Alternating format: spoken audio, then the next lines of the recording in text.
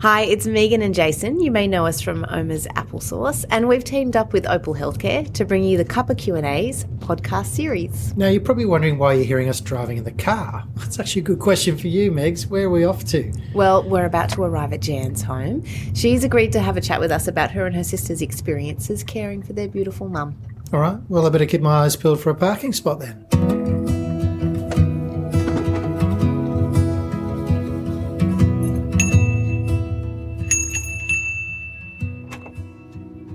Good morning. Good morning. How are you? I'm good. Come in. Thank you. Welcome to episode 1 of the Cuppa Q&A's podcast. We've arrived at Jan's home. She's just boiling the kettle and we're just getting ourselves organised. So grab a cup of tea, a comfy seat, and let's have a chat with Jan about her shared experience of caring for a loved one.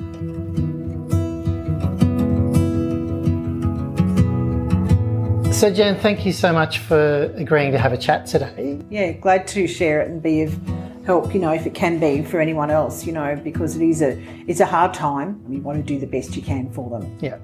Describe to me the mum you knew growing up. What was mum like? What's her personality? What's she like? Probably a bit distant, a bit chip on the shoulder, and not very approachable for a lot of reasons. Yeah. So this is really interesting because when someone's quite complex in their character and in your relationship family-wise, it makes it even harder when you think about placing your loved one into care. Like, how do you approach I know. that? That was one of our major problems, my sister and I, when we were deciding what we were going to do when it came to this stage where mum would need some assistance. And the first thing we thought is, she's not going to get on with people. She's not going to... How do you approach her? Yeah. Exactly. And how are we going to tell her that she's going into care? Yeah. This is going to be really difficult. Your mum had a mild schizophrenia diagnosis and as well as dementia? Mild dementia. Mild dementia? Yes. Her sister, Enid, who is younger than her, is quite advanced in her dementia. Right. But with mum... it's not as bad, I don't find. She still recognises me, my husband, the children, and, a lot of, I think, more recent happenings is harder for her. She can remember, of course, in the past and, a lot of nice memories. We talk about those nice things. Yeah. And so then how did you approach so you were obviously thinking between you and your sister that she did need to move into some form of care community, but then with the diagnosis and her well-being kind of excelling. It made it easier, I must say, because we were getting to the stage where we did actually bring in Meals on Wheels, which was fabulous because we knew that there was someone going there every day around lunchtime, checking on her, taking her a hot meal, because I was cooking her meals, taking them, freezing them, and she was taking them out. But I noticed that she wasn't always finishing the meal, putting it back in the fridge. Yeah. So we got Meals on Wheels, so we knew that, yes, that she's having her hot lunch, and she was religious with breakfast. She would get up and make her Wheat Bix and banana and tea and toast. We knew she would do that because it was so repetitive. Yeah. But the cooking a meal then became a bit of a problem. So Meals on Wheels came in and that was fabulous. But then we noticed that she was getting terribly lonely. And it was not long after that we had this diagnosis done as well. And that's when we decided, I think it's time now. She will be more accepting of the fact that we're going to put her into care. Okay. And what did care look like for you? Like, was it location? Was it... well, it was... How did you make those decisions? Yeah, it was easy because Auntie Enid was already at Kalara Glades. Yeah. And so some of your priorities were that she would be socialising, and... That was the main thing, because she was very lonely. She was on her own. She had been since Dad passed away in 88. So she'd been, all that time on her own. Wow. And I thought how nice it would be to sit down at night and have dinner with someone every night. Yeah. Yeah. So you and your sister essentially co-cared for your mum for alone Mostly, time? yeah. My sister moved to Queensland, so basically I did most of it. Gail was always there supporting me in every step of the way. We speak maybe 3 times a day. So she was very central in organising everything for Mum. She did a lot of the paperwork, a lot of the research, and took care of that for me, and then came down when we had to move Mum and got her settled, and So you took Mum to Kalara Glades. Yes. Tell me about your first impressions. What did it feel like for you when you went there? So welcoming, really. Okay. Yeah. The team was wonderful in getting her settled. Her room was all ready. All we had to do was move her personal items in, which she had, which I knew that she loved. And she had everything that she needed. Her little items, she had photographs and knickknacks and things that I knew that she loved to look at. Yeah. And so we were able to take all of that for her. A beautiful recliner chair, everything, sort of around her that made her feel like she had brought a part of home to the lodge. So isn't that great? Because I remember with my mum, one of the things I was really fearful of was taking, my mum had quite advanced dementia, and taking her into a new room where that environment felt unfamiliar to her, and I didn't know you could bring in furniture and keepsakes and things, and that was a great comfort. Yeah, I know. Things that they're familiar with and that they love and they've looked at forever and mean a lot to them, and I think that was, that was good because it was like moving part of the house with her. Even though it was only a room, but she had an ensuite and a balcony, like a little veranda. She could put, an outside setting on, and it was very nice, very, very nice. But the staff were there to help all the way. They were wonderful. Yeah. Can you give us a bit of a picture of what the community was like for your mum? It was, I think, for me, a bit magic. Everything was there. It was lovely. It was just what I would hope that if I went there, what I would want. They have a beautiful room with a piano, television, comfortable chairs, somebody coming to do physio. They're constantly being looked after, having their nails done. I think they have 6 meals a day. It's just wonderful. I said, book me in. I'm going. But it was lovely because it was open. It was beautifully furnished. The tables were set. Everything was done. There was nothing really that you would say, not too keen about that. Yeah. It was all there. And when you walk in, that's what you see. Yeah. And then, of course, all the residents have got their own rooms with everything, and they can come and go as they please. Yeah. So if they don't want to sit in the dining room or the lounge room, they don't have to. They can go and sit out in their veranda or, have a lay down. Yeah. But there's so much going on, and that's what I loved about it. There's always something happening, particularly with the lifestyle coordinators, always keeping, the residents busy. They're painting or they're doing craft or they're exercising or the physio's there, and they're not sitting around doing nothing. Yeah. And do you feel like that was part of the expectations that your mum had about? I think it exceeded the expectations. I didn't realise there was so much there for her to do. Yeah. And I think that's why she loves it, is because there's always something going on. Yeah. She's not bored. Yeah. They're not bored. Yeah. Yeah. And what has that done for you as a daughter? Oh, it's just, I don't know, it lifted this huge weight off my shoulders, worrying about how Mum's going to be. Yeah. Because I know that she participates in all of these activities, and I've got a book of paintings that she's done. I never knew she could paint.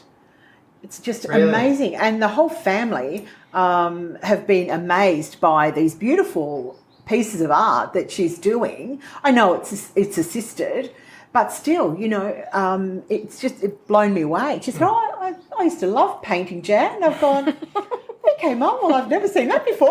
But keep it up. Yeah, it's fabulous. Yeah, wow. It's so beautiful. Yeah, it's just beautiful. Like, they do craft, they paint, they exercise, they, they've got little cats running around, and it's beautiful. It's like home, really.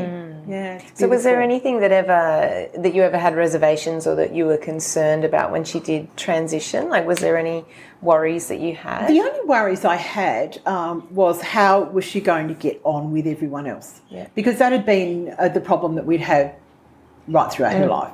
She wasn't, she wasn't a welcoming, friendly, social person. Right. But she sat with all the ladies. They all had a gossip every night, at dinner, and she had friends that, she would sort of like gravitate to, and they all loved her, and, it just like blew me away. I thought I didn't have to worry about that. Yes, so obviously you're worried about your mum moving in, and that's a big process in terms of transitioning. The flip side to that is you making all of that happen, and you and your sister making all of those things happen. How did you find that, that process of application? And there's a lot of paperwork. There's a lot of moving parts in the background. How did you find? Yeah, Gail was fantastic with all of that. She kind of like said, look, let me do that side of it for you. Yeah. I want to do some, like, part of it. I don't want you doing everything. And she did all of the research. She did a lot of applications to other care homes at the time, but we did particularly want to go to Kalara, where Auntie Enid was, so that they could be close by to each other. And so that worked in the end. But yes, there is a big process with paperwork, and Gail being so meticulous with that side of things, she got it all done, and we got our call to say yes, we'd like to have mum. So that was just wonderful. And so how did you transition from now mum has moved into a care community? How did you transition in terms of, like carers often experience a lot of guilt and relief and some really, emotions that are really unfamiliar. They kind of sneak up on you. Yeah, I guess my concern was, the only really concern that I had was that she's not going to get on with everyone. That was the only concern. But it didn't take long for me to realise that I don't have to worry about that anymore. I don't have to worry. And just to know that she's safe, she's being very well cared for in all aspects, and she's happy. It sounds like you've got your mum back. I've got my mum back. Yeah, I have. I've got my mum back, and it's so lovely. It's really, really lovely. It's I feel like I don't have any concerns. I'm happy. I'm content to know that she is safe. She's happy. They love her there, and it's just wonderful. And you have a better relationship with mum now? Yeah, absolutely. Yeah. Absolutely. So I'll go over and grab mum and wheel her down to the cafe, and we'll have a nice coffee down there. Yeah. And she loves it. Just, just easy. Something simple as that, when before she had a fall, mum had a fall and broke her hip. It's a lot harder now to get mum around because she's in a wheelchair. And before that, I would just go and pick her up and take her out, and we'd go to the club, and she'd have lunch, and we'd go shopping, and different person. Totally different person. What about, I'm curious from the moving in stage, like how was your mum in those first few days, weeks? Were they tough? No, I don't believe so. When she realised that she was with other people, she had her things around her. She had all her massive wardrobe full of all her clothes, because she was like, the clothes princess. She just had every colour of every version of every top and dress and whatever, and everything of hers was there, and she could see her stuff there, and she had, no worries. And I think because she knew that things were getting a bit tough at home, and that she did have to maybe get up and cook a meal or, do different things, she didn't have to do that anymore. And so that transition for her, of course it's strange when you move into a different environment. The first couple of days are very hard. But there was no problem. She didn't ring and say, Jan, I hate it, or I want to go home, or... No, she loved it. So can you describe a little bit around what your mum's care team is like, sort of day to day and as a whole organisation? care team that look after mum are just amazing. The RNs, the nurses, any change whatsoever, there would be a phone call. Yeah. And if they couldn't reach me, they'd ring my sister. Mm-hmm. So it was not, okay, I'll leave a message. No, they'll get hold of somebody and speak to them. Yeah. Because if they need to be informed of something that's happened to mum, particularly when she broke her hip, what had happened, mum was never one to sit still. So she'd be up and down 400 times a night. So she actually got up during the night and tripped on something, I think her slippers, whatever, went down and broke her hip. So as soon as they went in and found mum, the care was there, the ambulance was there, the call to us was there to let us know that had happened. And they would never sort of just ring me, don't worry about it. They would ring Gail, they would ring my husband, whatever. Yeah. It would go down the line. The communication line was incredible. So we were never not informed of what was going on. So that just sounds like such peace of mind to know that you're always going to be in the loop. Always. Yeah. And, the slightest thing that mum might need to see the doctor for, they have a wonderful doctor that comes to the community, and to get a doctor that has that mindset of looking after older people is just beautiful, and mum loves him. So, the minute there's something wrong, they'll be on the phone, mum needs this or mum needs that. And even medication change or anything like that, I know what's going on. So there's nothing that I don't know is going on with mum.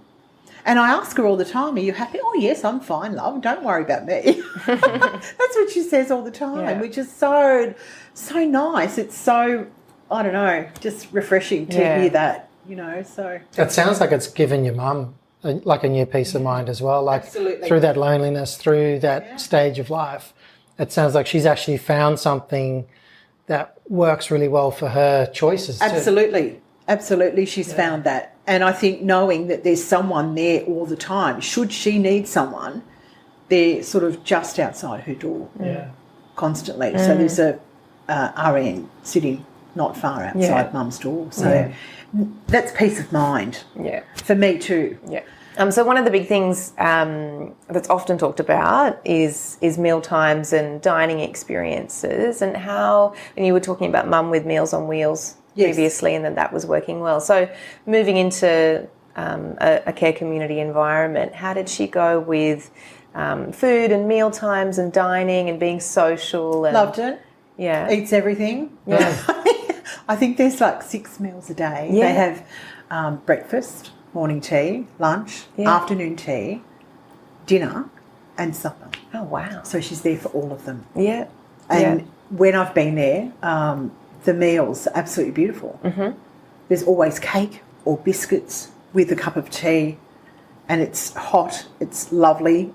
And then the lunches, you can pick whatever you want. Yeah. Sandwiches, salad, whatever. Mum eats everything. Yeah. She loves and socialises at meal times? Yes. As well? Yes, because they all sit in the dining room together and have dinner. And always mum will never say no to dessert. She'll always have everything that's put in front of her. Yeah. So she's an easy person to feed. Yeah. She'll eat anything. Good. Yeah. She loves her food. I remember one of the things that we were worried about initially was, does mum have to eat in her room, or does she have to eat in, a common area with everyone, or like, is there choices there? And there is, right? There is. Yeah. There is. You can choose if you want to have your dinner in your room. But I think for the people that are a little bit not so mobile, they will have dinner in their room. Yeah. But for everybody else, yes, they all come together and they all have dinner together, and I think it's a social time and they all talk together. Which is important. I mean, that's in our house. I know that was our social time, was the dinner table. Yeah. Regardless of where you've been during the day, at night time, that was the moment we all came together, we chat. And that was true when we were looking after mum at home too. Mealtime was that together time. Yes, definitely. Yeah. So I think that side of things she really enjoys. Yeah, coming together, having dinner, sitting down with someone. Because for so many years she was doing that on her own. Yeah. And there's nothing worse than sitting down to dinner and there's no one to talk to. Yeah. But now everything's changed. She's got all those friends around her. That's beautiful. Yeah. So how often do you get to visit Mum, and then what are those experiences like now? Like how? It was Mum's birthday a couple of weeks ago. So Jim and I went over with cakes and coffee and everything, and we had a little party in the outside patio area, and it was absolutely beautiful. She just loved it, and the grandchildren sang her happy birthday on the phone, and it was just lovely. Like, it was just really, she loved it because Jim was there. She always asks about Jim, not about me. But how's Jim? Is Jim okay, love? He's got enough work. Yes, Mum, he's good. He's driving. And what does he do? I said, well, he's an Uber driver. What's that, love? So it's kind of like a taxi. And so maintaining those, the ability to be able to just breeze in and out. So easy. Yes, I always let the admin team know when I'm coming over. Okay. That way they know that Mum's going out down to the coffee shop or whatever. Every week or whatever, I'll go over and take Mum down there. Yeah, she loves it. Yeah, she loves the coffee. What sort of advice would you have for other families that are thinking about that this is going to be an option for their parents or their loved ones? What's your advice in terms of the decision making or how to go about placing someone into a care community? Do your research and go and have a look at the availability of these community homes, and find out what the norm is. Do they do these craft projects? Are they occupied? They're not just sitting around. Go in and have a look around, and I'm sure that they would be very, very happy with the care that's given at Kalara, definitely, because you can go in and look and see that, yes, the staff are all there, the residents are there, they're either watching TV, doing a craft, being occupied, it's clean, all of the beds are made, everything's pristine, and really there's nothing that you would walk in and say, oh, I don't like that.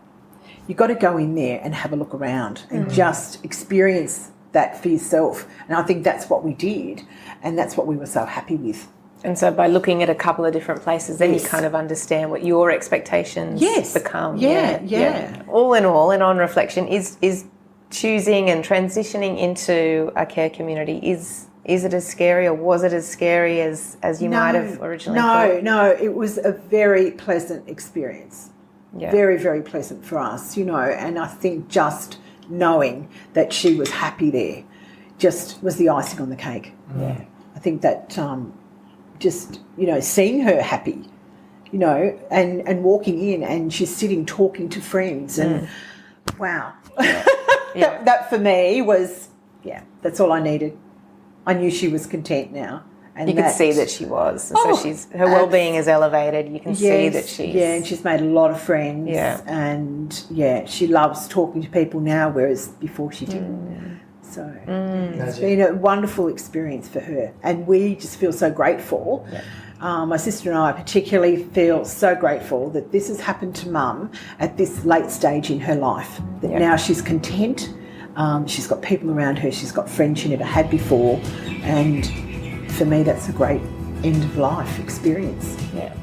Amazing. Jan, thank you so much for having a chat with us. Hopefully this will help other families too in some of their questions they might have about their journeys too. I hope so. Yeah, thank you for sharing your story with us. Yeah, no, my pleasure.